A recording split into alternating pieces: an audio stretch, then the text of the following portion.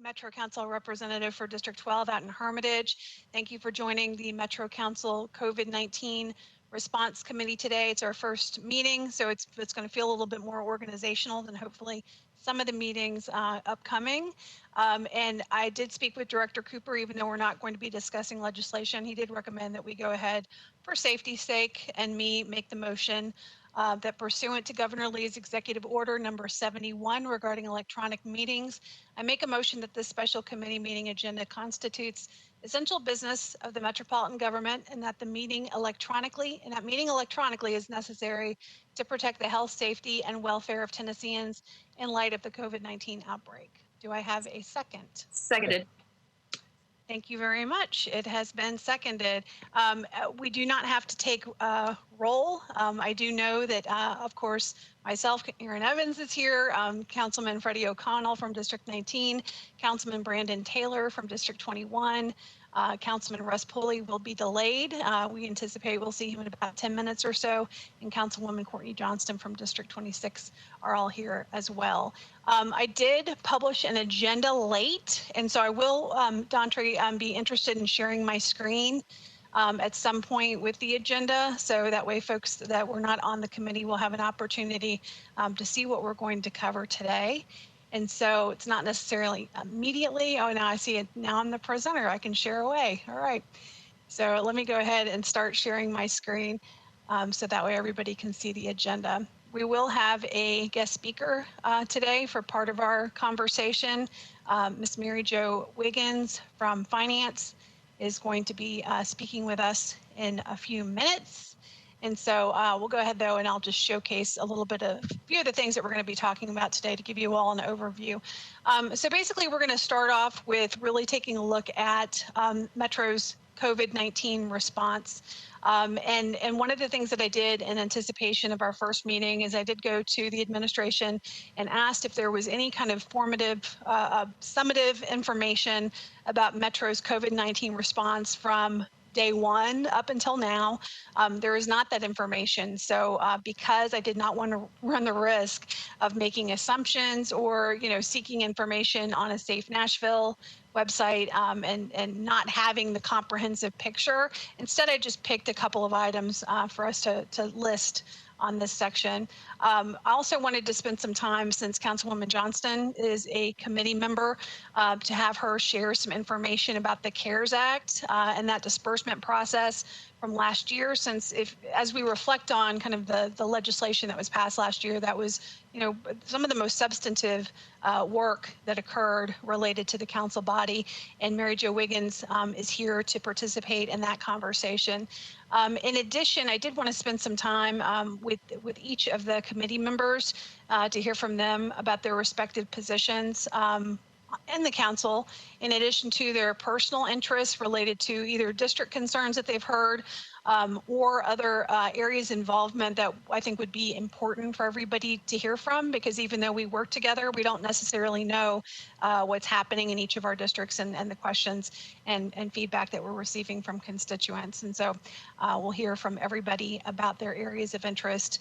And then I'd also like to talk at some point later in the conversation, really as the conversation unfolds and we start connecting the dots between, actions that we took in 2020 versus now, what are some of the things that we need to focus on as a council body related to, who are we going to need to hear from in the future? Do we need to hear from representatives from the mayor's office or MNPS? Or MDHA or Metro Health and figure out some of that so we can plan for future conversations. I know I have heard from a couple of council members and also the community about what's happening that's going well in other cities. And so that'll be something that I think will be a takeaway, because I think crowdsourcing some of that information could be really helpful as we learn about what's going on in other cities and with some of the resources that we have, for instance, through the conference on, League of Cities and that kind of thing.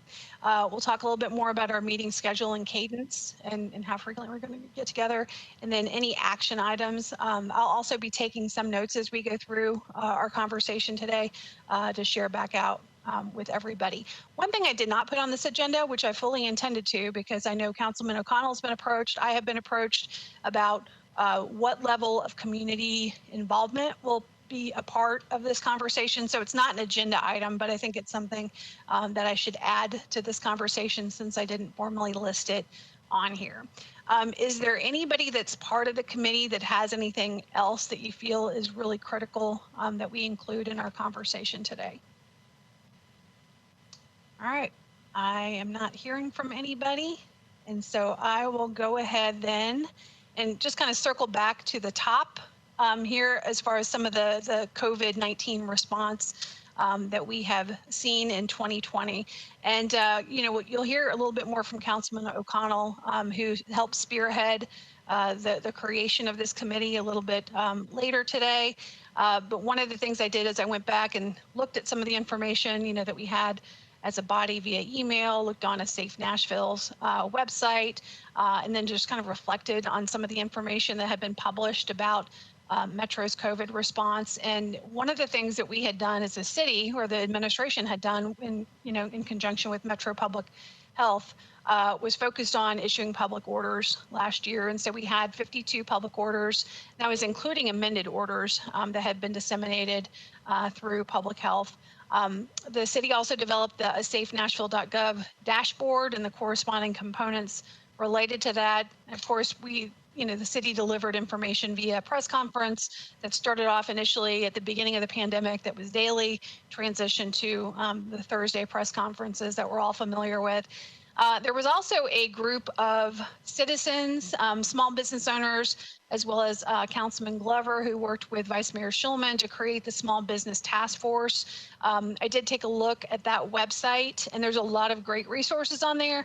It doesn't look like it's been updated in a little while, so I don't know to the extent that that group is still meeting or active, but it's something to consider for future conversations about our direction. In addition, some council members did mask PSAs on their own. We also had mask wearing PSAs from Dr. Hildreth at Meharry. As we transitioned into the pandemic, we did start to have Thursday conference calls with representatives from Nashville or Metro Public Health, including Dr. Jahangir, and then now most recently our interim director of the health department, Dr. Gil Wright, as well as representatives from OEM and the administration. And on top of that, we had our own resolutions, that council members put forward that were really focused on, several were on memorializing, the folks that we've lost in Nashville due to COVID-19. We've also, done a lot of, resolutions that were accepting grants from different bodies on the benefit of citizens, as well as the CARES Act disbursement. And I think there were two really the most significant ordinances that I found that as I was looking over everything were put forward by Councilman John Parker related to helping businesses and restaurants be able to have more space to be able to have sidewalk seating for restaurants and cafes.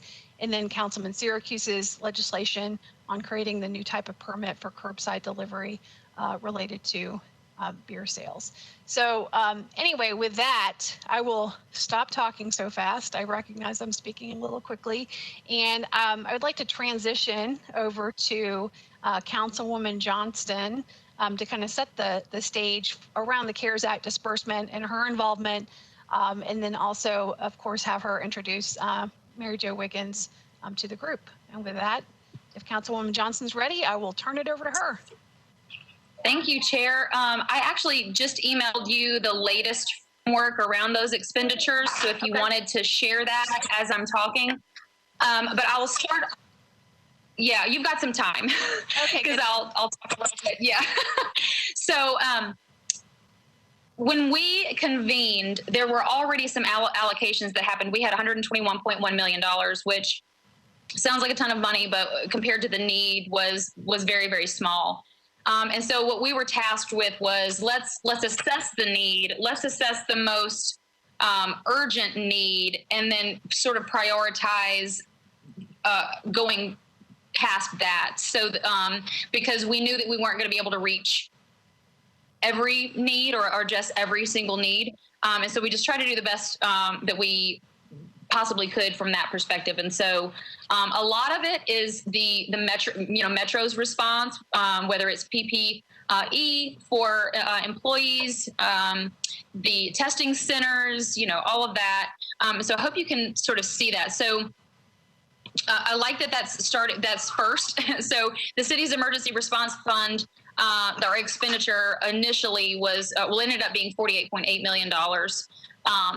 And so when you see underneath there, the public safety salaries of $29.8 million, that's what, when we got past rent mortgage utility relief and small business and music venues and that outreach,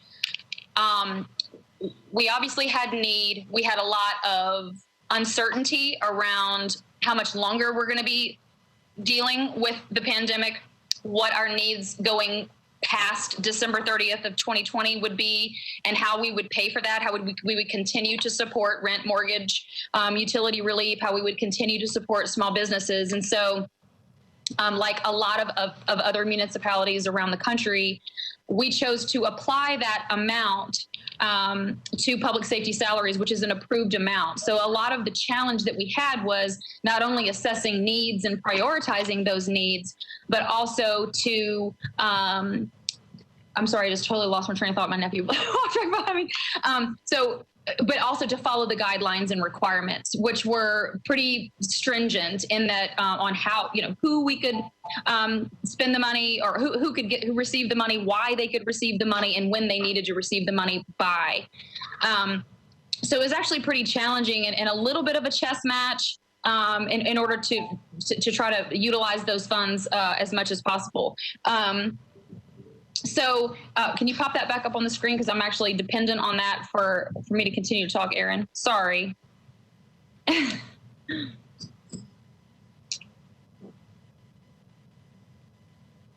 So part of that emergency response had already been allocated before we met, along with the public schools expenditure, which initially was $24 million. It was reduced in the 2020 expenditure timeframe by $5 million because of some state funds that came in. But it was when it moved into the public safety salaries, creating that reserve, it was also earmarked in that reserve for Metro Nashville Public Schools. So essentially no money was taken from them. We had nonprofit support, our small business support through several different partners. And so you can read on and on. I don't need to go through that. But that's kind of the way that we approached it, was to, understand the requirements and restrictions around which this money could be spent. And also to assess the great need that we had and prioritize that and try to make make those dollars stretch as much as we possibly could, knowing that we were never going to even come close to addressing all the needs. And so I'm happy to answer questions. Thank goodness, Mary Jo Wiggins, who needs no introduction, she can sort of back me up and give a lot more detail into that. So if you have questions, I'm happy to answer those from the COVID-19 Financial Oversight Committee perspective. Thank you, Councilwoman Johnston. Is there anybody on the line that would like to ask Councilwoman Johnston a question? I do not see any hands raised. Easy. So is there anything, is it appropriate then to ask Mary Jo Wiggins to, I see a hand now coming up from Councilman O'Connell. So Councilman O'Connell, you're recognized. Yeah, and Councilmember Johnston, I'm just curious from your perspective, as we hear from Ms. Wiggins here this afternoon. I know we obviously had the council CARES oversight piece during the availability of specifically CARES Act dollars. Is that committee still going to be active going forward, or are you thinking that you'll be a part of this committee, and this committee should still have some of that oversight role in its portfolio here? I think from the initial framework around which the committee was created, we've sort of done our job by making those recommendations. we're continuing to receive updates as our different partners are actually getting the money into the hands of individuals. So I definitely want to make that distinction that when we sent $10 million to the United Way specifically for rent, mortgage, and utility relief, that allocation was not the deadline. It had to get into the hands of landlords and NES and Metro Water and all of that. So it had to have been expended, not just deposited into their account. And so that's another reason why when we got towards the end, they had not quite expended all of that money into individuals' hands, because obviously that's a process. They have partner agencies and all that. So there's application processes and all that. So they hadn't quite gotten to the end, which is another reason why we said, well, let's create a reserve so that we can give them the time through the end of the year to expend the rest of that $10 million. What they couldn't expend would come back to us to go into the reserve so that we were able to take advantage of every single penny that the federal government gave to us, but within the reserve, creating a framework within the reserve as well to continue to meet those ongoing needs. I'm hoping I'm explaining that properly. So as far as are we going to continue to meet? Not regularly. I think we all sort of agreed that if we needed to have a meeting, if something came up, that we're all willing to continue to serve in that capacity. And should we receive another allocation, I think we were all, I don't want to speak for everyone, but I think that everyone was willing to continue to serve in the capacity just because we had that experience and there's no, get up to speed type thing from a new member. I know I'm willing to serve in that capacity, but beyond regular updates from these partner agencies, we are not meeting. No. All right, Councilman O'Connell, did you have any other questions? Councilman O'Connell? No? No, I do not. Thank you. I do not see any other hands raised. So with that, I would love to hear from Mary Jo Wiggins. And thank you very much, Councilwoman Johnston. Great. Thank you, Councilwoman Evans. And thank you to Councilmember Johnston. She really covered off our framework. If it would be helpful, what I can do is give you a little bit of the information that was reported back from our nonprofits that, that served those that needed these funds.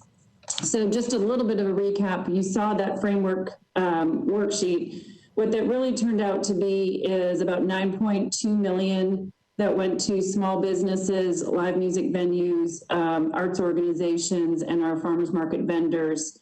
Another $19.1 million went to other nonprofits that were serving those individuals and families impacted by the pandemic.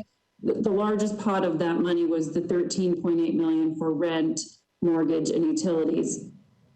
And so those are the results then that we have back in. For the first $10 million in rent, mortgage, and utility that was processed by United Way, over 3,800 families received rent and mortgage relief. So they are now working on that other 3.8 million. As Councilmember Johnston explained, we had the final spend for public safety salaries, but remember that spend was really just to create the reserve. And so that roughly 30 million went back into a distribution channel. 3.8 of it was for rent. So we'll have more numbers and more families served, but the first 10 million resulted in 3,800 families. 2.5 million was distributed by Second Harvest Food Bank, and they served over 238,000 individuals. And then collectively, we had a network serving our small businesses. So Pathway Lending was distributing actual grant funds of either 10,000 or 5,000, depending on the size of the business. But we also had the Nashville Entrepreneur Center, the Nashville Business Incubation Center, Conexion, the Nashville Area Chamber. I think that's it. They were serving small businesses from a technical support. So they a small business might have needed to get an e-commerce site up or pivot with some of their marketing. Maybe they didn't have a technology, platform that was really going to serve them during shutdowns and pandemic reduced activity. So all collectively, they served almost 1,350 small businesses with that technical support as well as financial grants. So those are the kind of the highlights. We also heard, you heard that, 24 million was spent by MNPS, predominantly in the area of getting laptops, hotspots, digital curriculum, at-home supplies to the students that needed them the most. So that kind of summarizes the external spending. Internally, there was, as you saw in that framework, there was the original 48.8 million plus the additional 20. It's that 20 that we're spending now in the areas of, still in the area of testing, the homeless shelters, some of that into the vaccine distribution. So that reserve ended up being critical for Metro to continue to serve the community at a time when we weren't sure that the federal government was going to either extend the date or provide more funding. They did end up extending the date, but not providing more funding. In the second relief package, I'll just give you that quick update.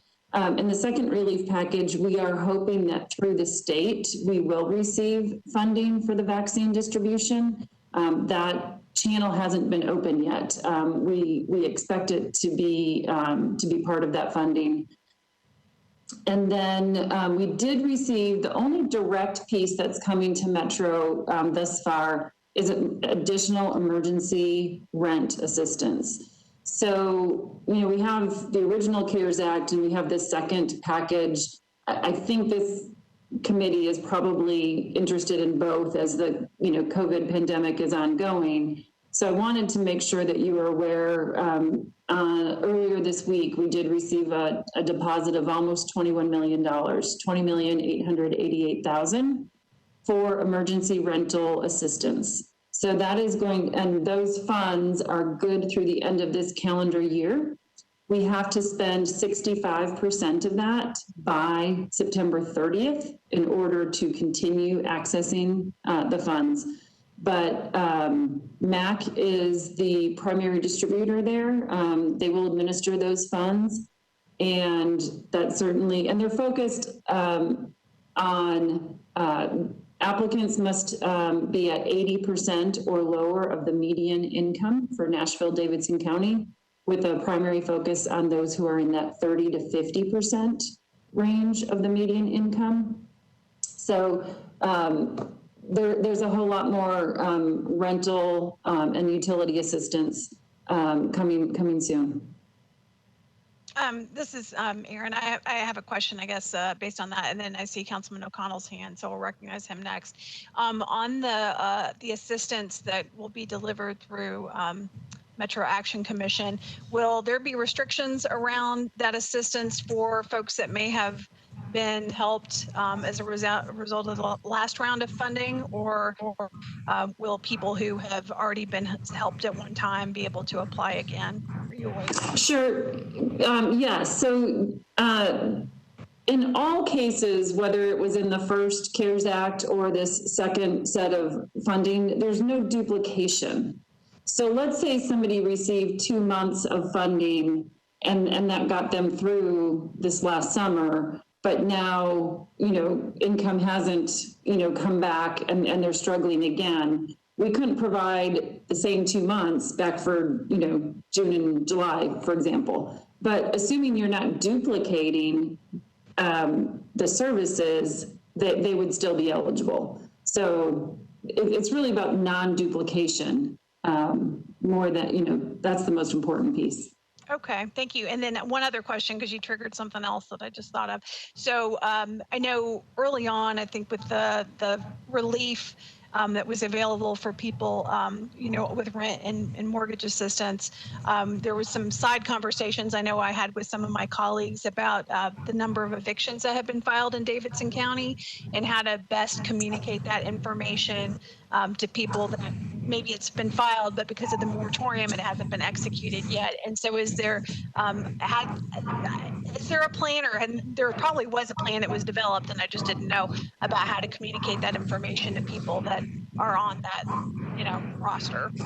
Right. I probably can't say this quite as well as Dr. Kroom shared with me today, but in a call I had with her this morning, that connection between our courts and MAC is one of the advantages of having our Metro Action Commission closely involved in this. And so there are already meetings being set up to make sure that that connection is very tight, that they know who's actually, what's been filed in the courts can be addressed through this funding.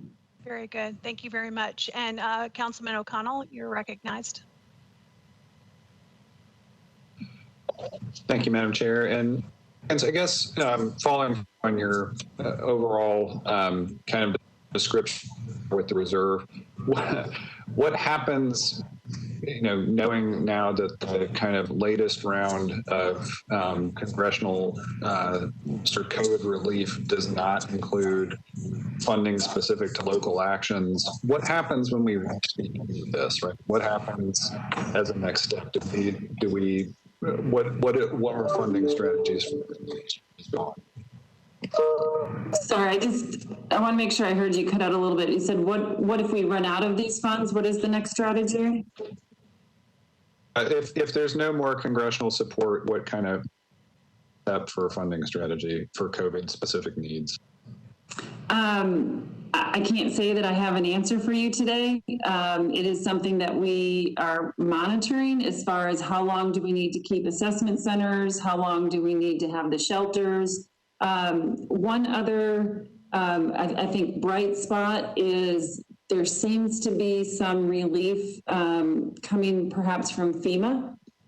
So September 15th, new guidelines went in that really restricted some of the eligible expenses, and those are being looked at now by this new administration. It came out late last week that the reimbursement from FEMA was being increased to 100%. It's typically 75%. That is great news in general. I have to say the state was already going to cover our local match. So typically in Tennessee, what happens, FEMA covers 75%. TEMA splits the local match with us. And so Metro would typically be on the hook for 12.5%. I have to thank the state. We were already very fortunate that they were actually going to cover our 12.5% with that CRF, Coronavirus Relief Fund, their portion of the CARES Act from the first round.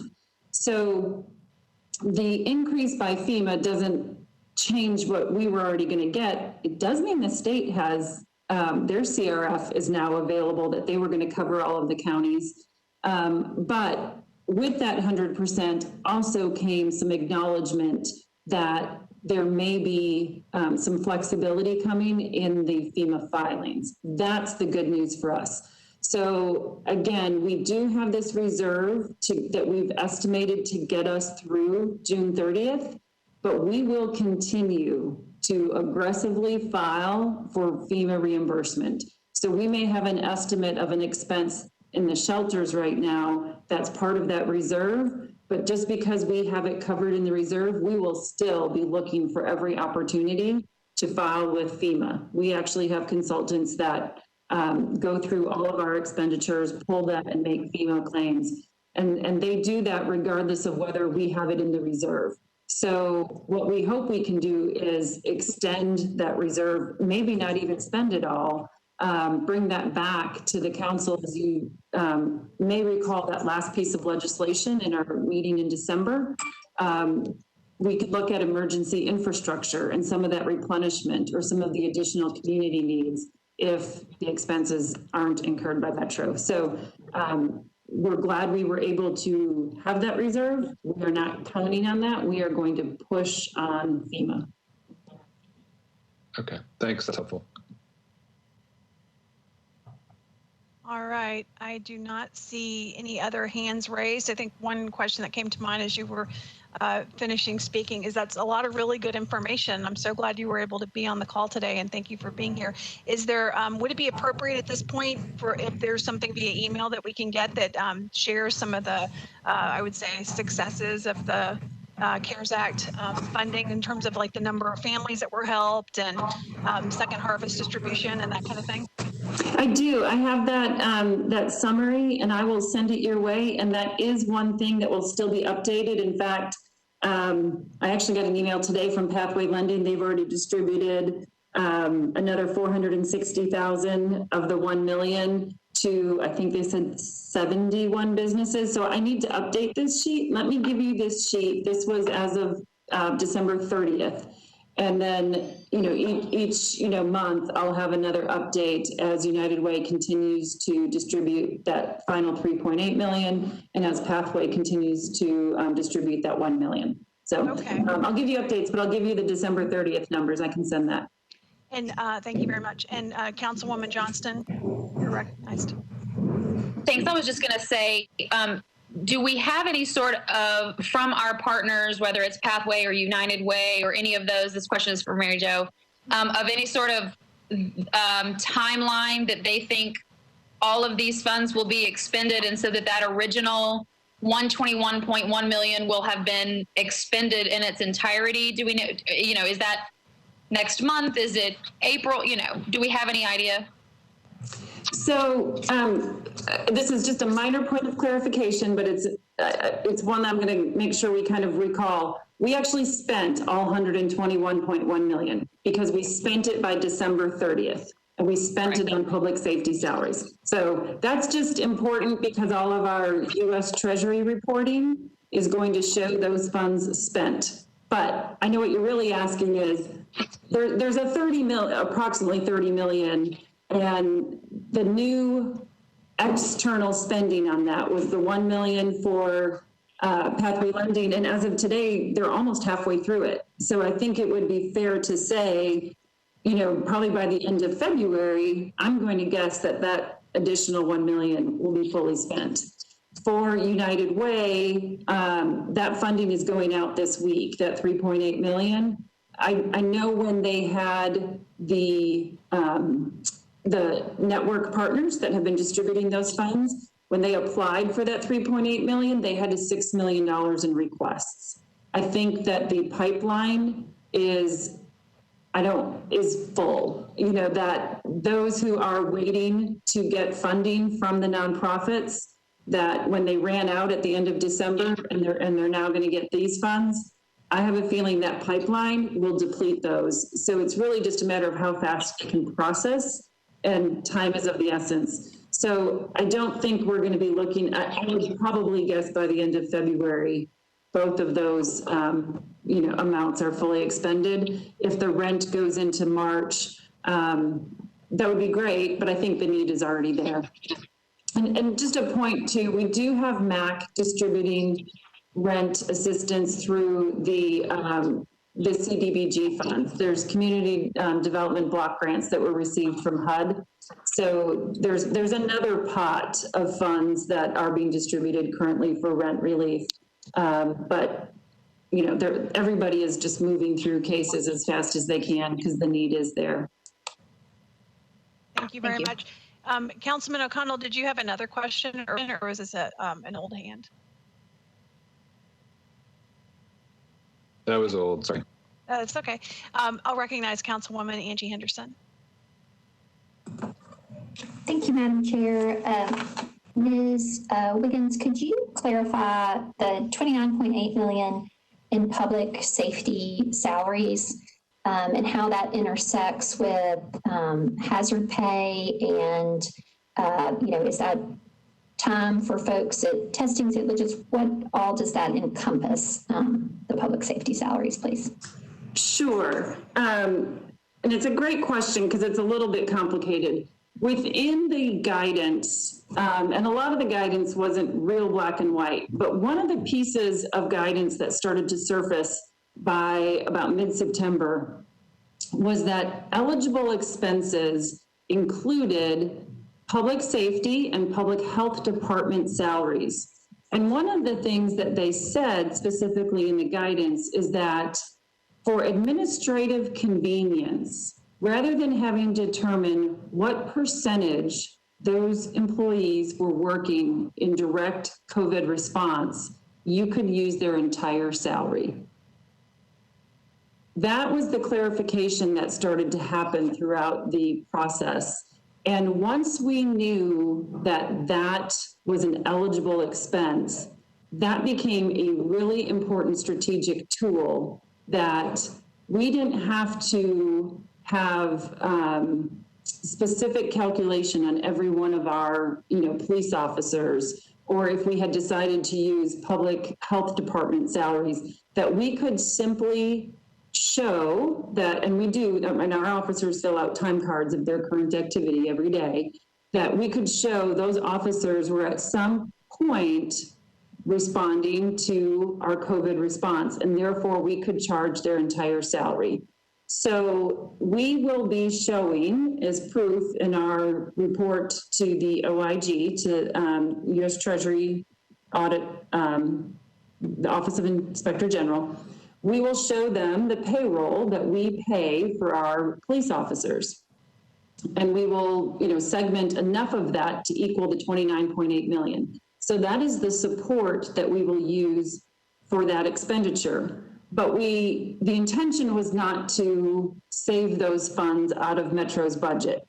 We used those savings to turn around and create a special revenue reserve. So every dollar that we spend in public safety salary will then be used for that new reserve.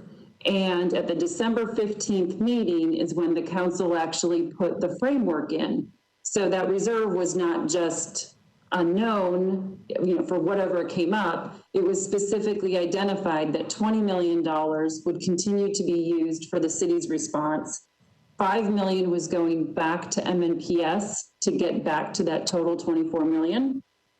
3.8 was the rent and utility assistance, and 1 million was the additional small business. So one of the first things you asked, if I can come back to it, there was 48.8 million originally, and that came in two different resolutions. There was a first resolution was 16.7 million, then the 32.7 was added to get to 48.8, and now we have this new 20. That 68.8 million becomes the total that we are utilizing for Metro's emergency response. Included in that 68.8 is hazard pay, overtime, the shelter, the homeless shelters, our testing sites, cleaning and sanitization of the buildings. There's actually some TANS, our TANS interest, because it was external and it was needed because of COVID, some of that interest. So that's where when you asked about hazard pay, it's not necessarily linked to those public safety salaries. The public safety salaries became the strategy, the mechanism to create a reserve, but the total 68.8 does cover the hazard pay payments. Okay, I appreciate it. If I may ask one more kind of follow-on clarifying question, Chair Evans. Thank you. Okay, so I'm trying to understand all that and think through it. I appreciate it. It's a little complicated, but I think from the council side, what we're wanting to understand is, for myself, I'm not sure, I won't speak for other colleagues, but for Metro, in the hazard pay space, what was the kind of transparent or clear framework within which we determined that these folks are going to kind of qualify for that? Because I think what I'm hearing is folks who might have assumed that this would be hazard pay given their interaction with the community or what they were doing versus kind of the larger cohort of public safety, and kind of that potentially there with all due respect to the challenges of everyone's job, there might be some disparity there and a certain lack of clarity for Metro's employees in the community of, who was going to get hazard pay and kind of who wasn't. And so I don't know if kind of the framework to direct these funds led to some of that lack of clarity, or I'm wanting to understand how internal to Metro, who made the determination, within each department. Was it the director of the department? Some department directors didn't do hazard pay, some did. It just seemed it was a little, and I understand this was kind of a complicated and evolving space, but I don't know if you can just speak a little more to the framework around deciding who got it and why, and was that transparent and clear to all our Metro employees? Sure, and I'll go back first to the guidance. And again, the guidance first came out in April, and we continued to get updates through December. And so there were some, moving targets, shall we say. But one of the eligible expenses within the guidance was hazard pay. It could not be blanket. You could not say we're going to give every Metro employee, a bonus or a percent increase or a dollar, per hour increase. There was no, it specifically said you cannot have a blanket. Hazard pay would be eligible if it was necessary for the city to continue its response. So what we did was we put together a framework that was communicated to every department head and elected official. And there were three primary pieces of that criteria. And I'm going to pull it up real quick here. Give me a second. Sorry for background noise here. We started by saying that the employee had to meet the essential critical infrastructure worker as defined by the Department of Homeland Security. And that document was sent to all of our department heads, and that the individual must be necessary to prepare for, prevent, or respond to the public health emergency, again, as defined by Homeland Security guidance on an essential critical infrastructure worker. That individual also had to incur repeated and prolonged contact with potentially positive COVID-19 positive public or a potentially COVID-19 contaminated space or property in order to perform their job, and at the same time could not either prevent that exposure through PPE or social distancing. And the third criteria that was because of that elevated risk, it would be more difficult to retain that staff during this critical time, and that the position is required to fully respond to the emergency, and that, we would consider recent staffing data and recent challenges in recruiting those types of positions. So that was the three pieces of criteria that were sent to all the department heads and elected officials. And what we did is that if you believe you have employees that meet that criteria, please submit their, it was by name, but it was really by role. We didn't necessarily need their names, but we needed to know their role. And so the role was essentially submitted by the departments for review. And on the review, we had somebody from the mayor's office, from finance, and from HR. And we reviewed each position individually to look at, did that position meet all three pieces of criteria? And oftentimes what we found is that we spent a lot of time. There were situations where a role by definition might not have met the criteria, but because of COVID and work from home or changes in staffing or lower staffing, people weren't always doing just their normal role. So then those departments would come back and say, well, but this person is doing this, that, and the other. And so they would essentially kind of present a case, a little bit of an appeal process of saying, I need you to know what this person's actually doing. And so because of that appeal process, what we often found is that it might not be that every hour that that person worked met the criteria, but maybe it was, 10 hours of their work week did meet that criteria, or percentage of their time met that criteria. And so then individuals were approved either in their entirety, every hour they worked would be eligible, or they might have been approved for a percentage.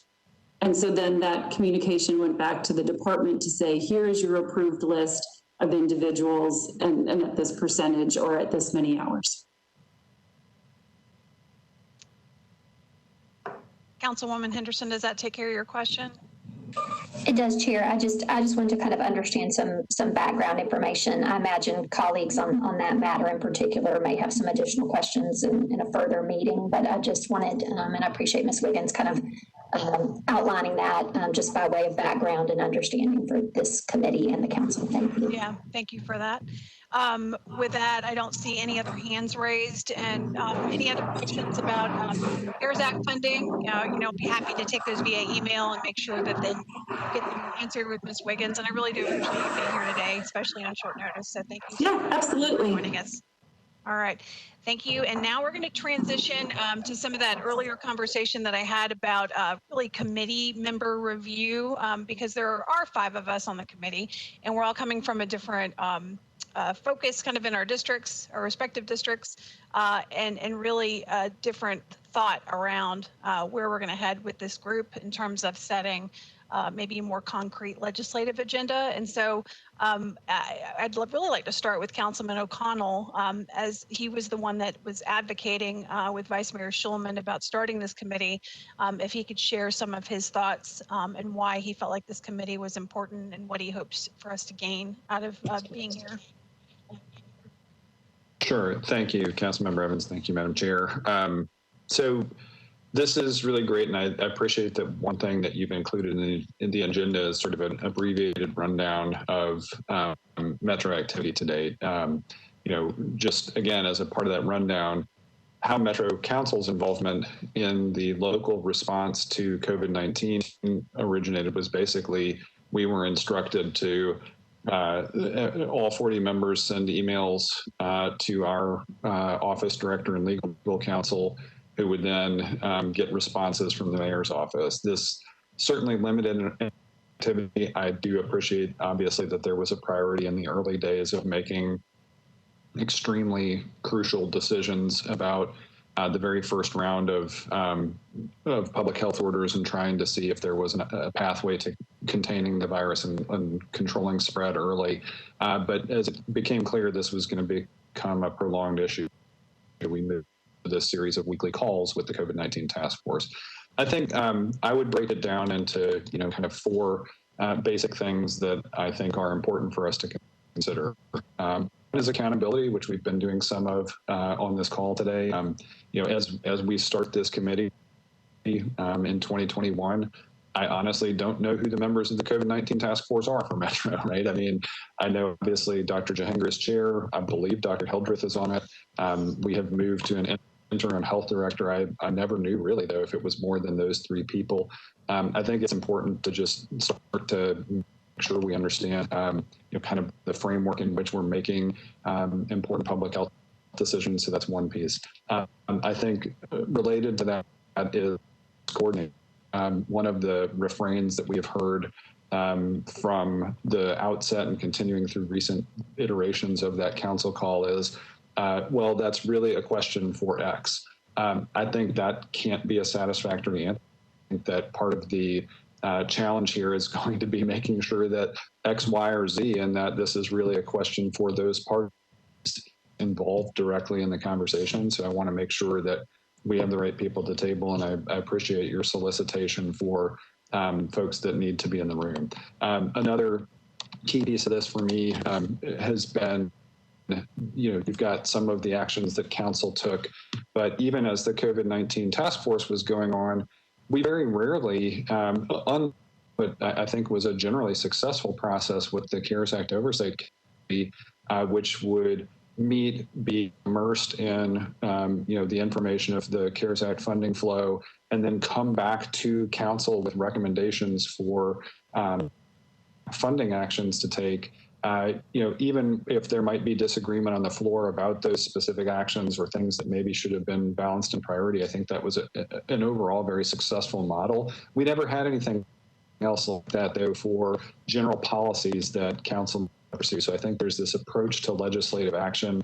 It kind of is connected to what you've already raised in terms of looking at our peers, seeing what has been successful. You've got things listed there like our looking at safe and reasonable ways for people to engage in economic activity. If there are things that we need to regulations that we need to relax temporarily, if there are other things in a public health sense, that the COVID-19 task force and this committee between us, if there is something that council should be doing by way of legislative action, again, even potentially temporarily, that we pursue that. And then the final piece is communication. I know that I continue to get questions from constituents about vaccines, about the status of public health orders, all of those kinds of things. I think having a generally up-to-date toolkit for anybody that is sort of a public leadership role, ideally, that they can rely on a regular basis to go back out to communities and send things, right? And this could be, in some cases, be boilerplate. In some cases, it might need to be updated dynamically. But I think having that information and communication piece dialed in a little more effectively, we are in constant contact with our respective constituencies, especially at the district level. But I think for all 40 of us, including the 5 at-large members, having a more robust toolkit for communicating key pieces of information, what to communicate when, what kind of the high priorities are for any given day or week, what the most up-to-date information is another critical piece of it. So I'm looking to get all those things out of this committee. All right, very good. Thank you very much for your insight. I appreciate it. And several of the things that you talked about, of course, transition, I think, really nicely into hearing from Councilman Taylor as chair as Health and Hospitals, because I know that there's some activities that he's working on that I think will be really important as we kind of elevate the conversation and the communication that we have. So, Councilman Taylor, are you available to share your thoughts? Thank you, Chair Evans. I think that Councilmember O'Connell really hit on a lot of good information, specifically communication with the body, with the council body. As Health, Hospital, and Social Services Chair, one of the areas that I've really been trying to work hard within this realm, especially with COVID-19 or any other health-related activities and conversation, is to bring that conversation to the body. Currently, right now, it sometimes is really tough to get information, and we understand that it's a moving target and a very hard to nail down, complex job that we have with COVID-19 as a city. And so one of the things that I think this committee can do is help to gather more information so we can share with our constituents. And as a health chair, I'd love to be able to do that, to share with, also share with council members so we can have more information and communication. Councilmember O'Connell mentioned the Thursday morning meetings. They're helpful at times. I'm actually now working to have a special called meeting with the council body from the Health and Hospitals Committee to have a more robust discussion in regards to the vaccination outlook for the city of Nashville. Again, that's a moving target, but we need to get it under control and understanding. Another area is with disproportionate parts of the county. We have rural areas, we have inner city areas, low-income areas, Black and brown communities that we're not sure if they are registered, if they're receiving the vaccination. Trying to build a plan that's that where if families can't make it to Lent here in the middle of the city, that we can have opportunities for those individuals to be able to have vaccination closer to their communities. So I think the goal right now and where we are with COVID-19 is for this community, or excuse me, for this committee, is for me to help build a plan for the city of Nashville in the vaccination response right now. That's probably one of the most important roles that we can play for our constituents, is to have a very clear and easy to understand response. We have a lot of people that do not have an idea of how to get vaccinated and where to go, what to do, who to call. And so we want to do a better job of doing so. And then lastly, bringing again more communication to council members. I believe again that 10:15 Thursday morning call is important, but we have individuals running from place to other. For us, especially, I mean, we're in the middle of our workday as well, so it's hard for council members to get to that meeting at time, and sometimes depending on what's going on that day, we have individuals that are coming to that meeting that have to leave within 10 or 15 minutes or 30 minutes or so. And so we really don't have a good time to have dialogue with individuals that we need to have dialogue. So having more communication will be key because that's going to help us as council members communicate with our constituents to make sure that we move as quick as possible in this response for our constituents so they get the proper information in a timely manner. Thank you very much, Councilman Taylor. I know some of the things you were talking about related to the vaccination process, and I feel very, I'm sure other people feel this way too, but I felt very challenged being at the county line because I'm a lot closer to going into Wilson County than I am to coming to downtown Nashville. And so the questions that I got from seniors that were specific to, well, in Wilson County, I can go here and do it. And then kind of how it all intersects with the federal allocation of vaccinations, the countywide guidance, the state guidance. There's a lot of moving pieces. And so I appreciate you putting focus around that. And so Councilmember Evans, I've asked for some information as well from the health department. One thing that I'm looking for, so if we, I've asked for just a list of individuals per council district that have been vaccinated or that we know that have been vaccinated through our health department. It's kind of tough to get everyone on the list because they may be going to their own personal health providers, other counties, but try to see who has been vaccinated. One of the hard parts with that is that we're going to see a lot of the same individuals that have been vaccinated by demographic based on health providers and individuals that work in the health space that are essential in that space. And another piece of data that I'm looking for is individuals. So we're working right now with individuals 75 years and older. And so one of the key metrics that I would like to see per district is what is the percent of individuals 75 or older that have registered with Metro Health Department to see if they are to get vaccinated. So not necessarily have they been vaccinated, but have they registered. That would show us a little bit of the disproportionate amount of individuals. If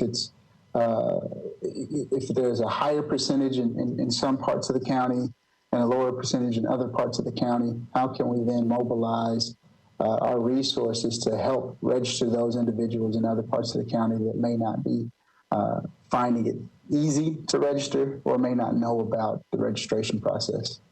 Yeah, all really good ideas, and thank you for participating. I know that's a big undertaking, and so thank you for being willing to share your expertise as you help kind of coordinate that plan, and I know we'll have a lot of good ideas for you. and thoughts.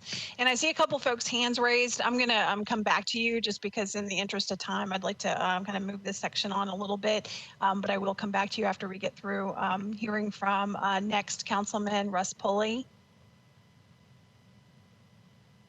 Can you hear me? Yes, sir. Yeah, I don't know that I really have anything to add, Aaron. I'm just going to listen to what everybody else has to say. Sounds good. Thank you for being here. I appreciate it. And then we'll hear from Councilwoman Courtney Johnston. Do you have anything other than what you've already shared today about what you would like to see accomplished?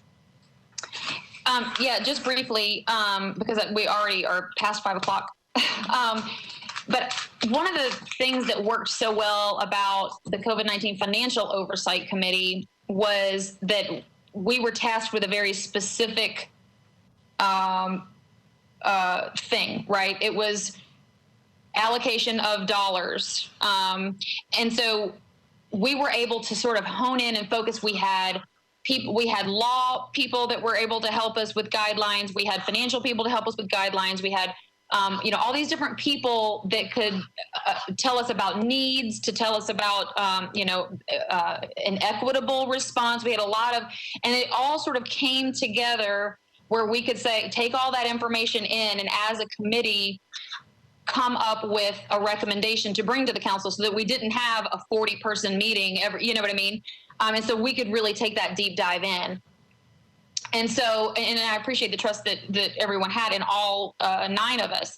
So I think from my perspective with this committee, what the challenge with it is that it's not anything specific, because the COVID response, well, that's huge. I mean, we've got a lot of response because we've got ongoing testing, we've got vaccination, we've got still people, businesses that are suffering, people that are still suffering from, all this. And then we've got a lot of resources as well. So we've got local resources, we've got nonprofit resources, state resources, federal resources, and it's all just so overwhelming that, the average person, and I'll count me in that too, is like, oh my gosh. I mean, you just get super overwhelmed with what are our problems, what are our challenges, and then how can I get help? Where do I go? Who do I ask? What's the deal? And so one of the things that I said with our committee on COVID, the financial oversight, was we've got to make it really simple and hopefully have the most centralized place to find your information.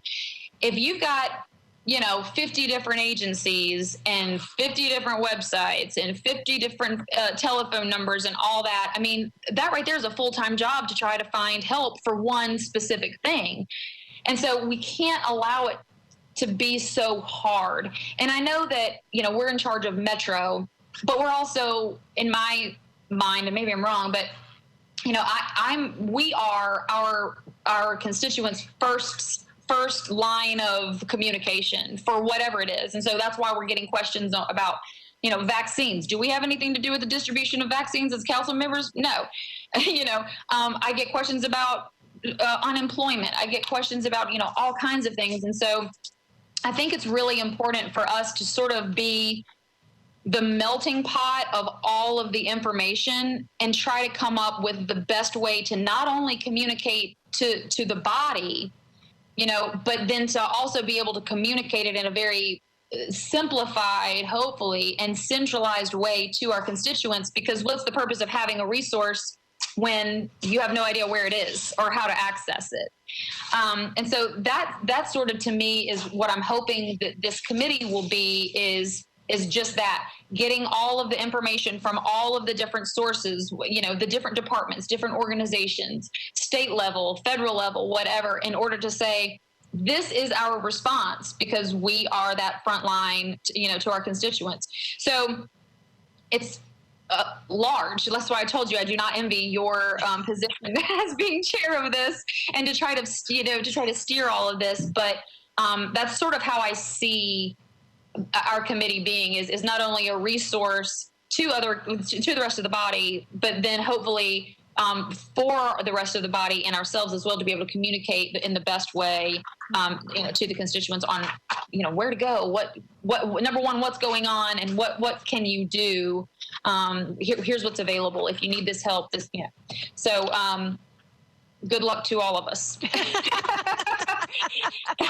I'm excited to work with you on that, Councilwoman Johnson. Well, and everybody's really reflected the same things that I was thinking. I think my interest in participating was really born out of frustration because of navigating exactly what you were talking about. It's figuring out who to go to, and thankfully having colleagues out in my area that were, or more tenured than I am, and really knowing who in the council body to go to be able to ask questions and solicit feedback, and of course the administration and that kind of thing. But there's been plenty, going back to Councilman O'Connell's comment about a lot of, well, that's this department's issue, or it's, when we're getting answers kind of shifted back, but then sometimes in my case, they've kind of shifted all the way back around in a whole circle, where I'm back to where I've started, and I'm not getting kind of the finite answer that I'm looking for. So that's my goal, is for some simplifying, but also the accountability side, and making sure that, when I go to somebody, that everybody's aligned on what the answer is. That would be a huge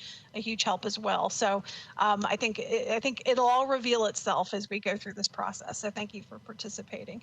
In the interest of, since it's 5:09, I'm going to hold off on recognizing any of the folks that have their hands raised, because I want to hit a couple of these other things about future speakers and subject matter experts. I think hearing from Mary Jo Wiggins today was very helpful, because she brought some new information kind of to the table. I think there's some really hot topics, of course, out in the community that, we're seeing on social media, that we're reading about in the newspaper or hearing on the news, related to various departments. And so I know, that hearing from people, I think, is going to be important as we go through this process, because one thing I've learned is that just because I don't know the answer to something, it doesn't mean that somebody has not already had a conversation, figured it out. I just don't know the information at this point. And so I think that'll be important, is to garner the most accurate and up-to-date information from various departments that we can. And so I put a couple of lists on here, or examples: the mayor's office, MNPS, MDHA, Metro Health. And so I know, since Councilman Taylor is, the chair of Health and Hospitals, and I know, Councilman Taylor, you had mentioned that there is potentially going to be a conversation about vaccinations, or some kind of a special meeting for the council related to vaccinations. That might be something that we would wait then, because you're already in the process of going through that. But I'd like to hear from the group about any particular sources of information that you feel like are absolutely imperative that we get on our calendar as quickly as I can get them on.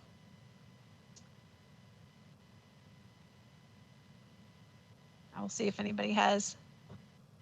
I don't see anybody's hands raised particular to this. Councilwoman Henderson, I'm going to go ahead and recognize you if it's if you have something that's related to the question that I just asked, as opposed to something earlier. My apologies, Chair. That was in old hand, as we say. I should have taken it down. I apologize. That's okay. Thank you for that. How about Councilwoman Welsh? How about you? Thank you very much for recognizing me, Chair, since I'm not part of the committee. What I wanted to say is actually related to the vaccine and the implementation of the vaccine. I want to make sure that as we move forward, we have not already implemented systems that actually give advantage to people who already have privilege, people who have internet connections, who have smartphones, who have computers, so that people who don't have those naturally advantageous tools are being shut out from vaccine delivery. And so I think that's a very important thing that we look at as we move forward in devising the plan that's going to be equitable throughout the entire community. So thank you very much. Yeah, thank you, Councilwoman Welsh. Councilman O'Connell. Thank you, Madam Chair. I did want to follow up on Councilmember Welsh. If I had sort of a topic that linked together all 4 points I raised earlier, it's equity. I mean, I see it in 19. I'm sure other members see it as well. And that point about vaccines is extremely important. I think to that end, too, as we look at sort of who the high priority recipients of vaccines are under both the state and local plan, I do want to make sure that this committee is focused as much as we can on the making available and to the extent possible accelerating the availability of vaccines to K through 12 staff, including teachers faculty and other people in the buildings that are supporting, whether paraprofessionals to custodial, just making sure that that vaccine availability is a top priority for our local distribution scenario. Thank you, Councilman O'Connell. Going back to that, Councilman Taylor, is that something that has been part of your conversations that you've had with the health department leadership? Yeah, so mainly is the tough part, and I think we all know, is getting vaccines, right? We haven't really had a chance to get as many vaccines as we need, and we are following, and I think this is one area we can work on as a committee. Following the guidelines from CDC and other places, but how does that really work with what our priorities here? Councilmember O'Connell brought up a great point. There's a large conversation in regards to getting students back to the classroom, but how can we do that safely and effective manner by having vaccines readily available for the staff and school teachers. Currently, right now, from my vantage point, we don't have the numbers of vaccines readily available to do so. If we continue to move in the same pace that we are with our current plan, and that's the 75 and older. The last number I heard a week ago was 7,000 individuals on the Metro Health Department waiting list. And so, and I'm sure we'll get an update tomorrow. So, and our numbers of vaccines that we received this week was lower than, and so we'll hear that tomorrow too. So, the number of vaccines that we received this week are going to be lower than the number of vaccines that we received in the weeks prior. So that's a key, and that's a state, possibly federal government conversation that we may need to approach. But those are the topics that have been discussed, and the barrier that I'm hearing from the health department is the amount of vaccines that we are receiving from the state of Tennessee. Thank you for that. So I guess based on what I'm hearing, it's kind of that the intersection really of MNPS and the health department. And, of course, from what I've been reading and paying attention to the school board meeting yesterday, there's a lot of conversation about when schools will transition to reopening. And so kind of that alignment between, well, it would make the most sense if vaccinations for teachers are prioritized based on, the grade levels that are going to be transitioning in. And so I think we've kind of run the risk of, we don't all have the story about kind of the behind the scenes, how it's all the dots are being connected. And so I think that would be a good starting point, is thinking through or having a speaker related to schools, and if we can have some more conversation around what that plan is. I've seen posts about, or I asked the question about ventilation, because that's been a big thing related to schools. So in addition to the individuals being vaccinated, or, in terms of reopening, what does ventilation look like? Because I know that's been a problem in District 4 schools out in Donaldson and Hermitage.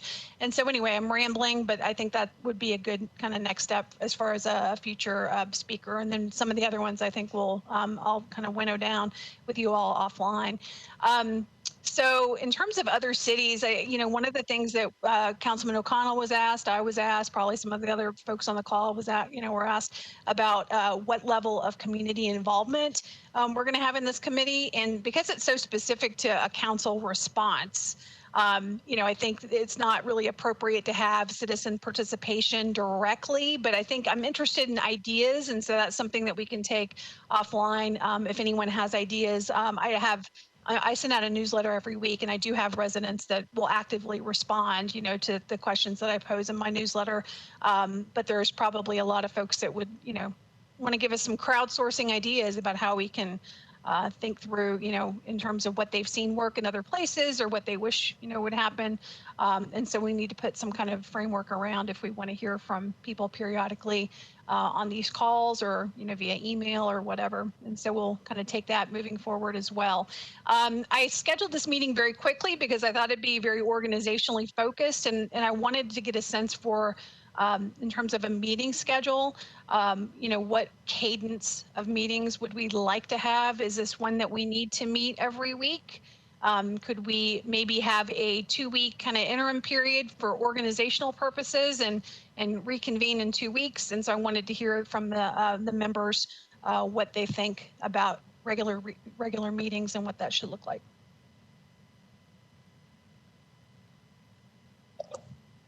Councilwoman Johnston. So the other committee met once a week, but that was because we were also on a pretty serious timeline.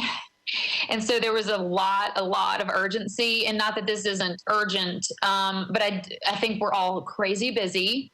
And so if everybody else is in agreement, I think that, at the most every other week. And I think that there's probably going to be some times when certain things happen that we'll have to call some special meetings like, hey, this happened, let's meet type thing. But I think as far as like a set schedule, anything more than once every 2 weeks would probably be counterproductive in my opinion. Thank you for that. Councilman Taylor. Either every week or every other week is fine. There's new information every single day with COVID-19. And I think as a council body, we don't have our hands wrapped around this at all. It's, I think Councilmember Henderson and O'Connell kind of brought it to the point is that this is, we continue to search for information. By the time we get the information, it's old information and we need something new. And so as much as I could be doing a lot of other things sometimes, a week or every other week, I think is important for us to move the needle. Because right now, I think there's, I look at this committee now that we're starting. This committee, individuals are, the council members are going to be looking to us for, they're going to be looking to us for answers to help give information to their constituents. And so I think we need to meet as regular as possible so we can kind of get our hands around it and move from there. Okay, thank you for that. And Councilman O'Connell.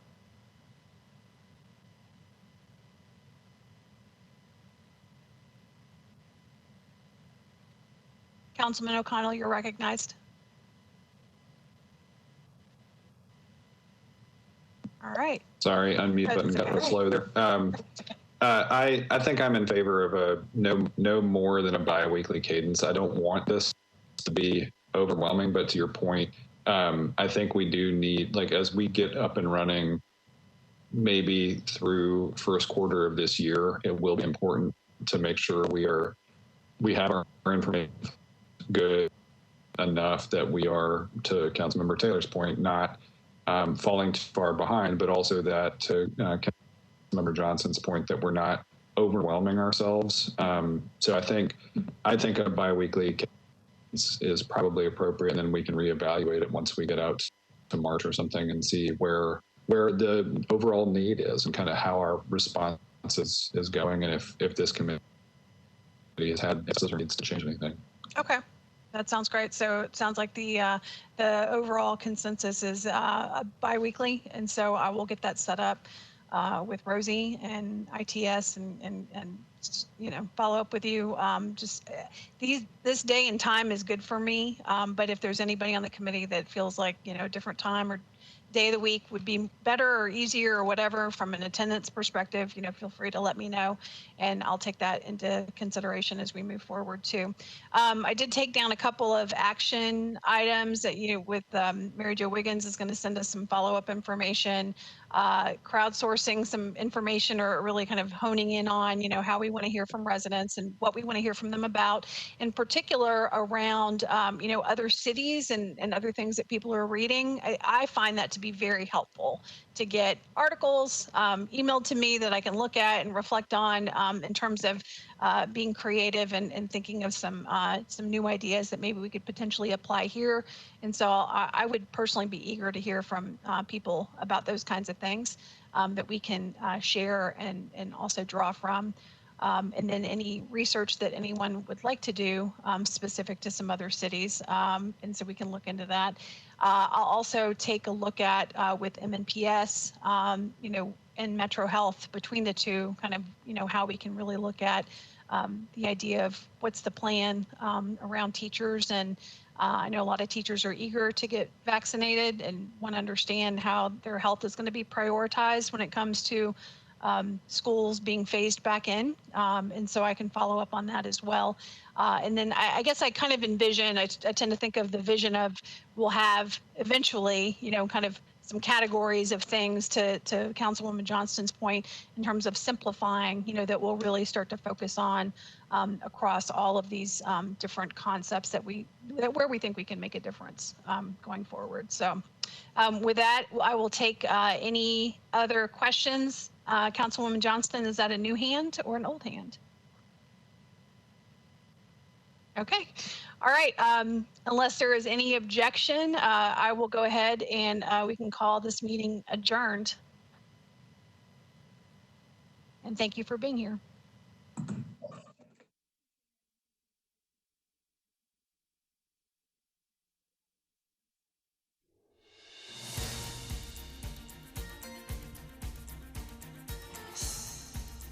This has been a service of the Metro Nashville Network. If you would like to see this presentation again, or for more information about this and other programs, visit nashville.gov.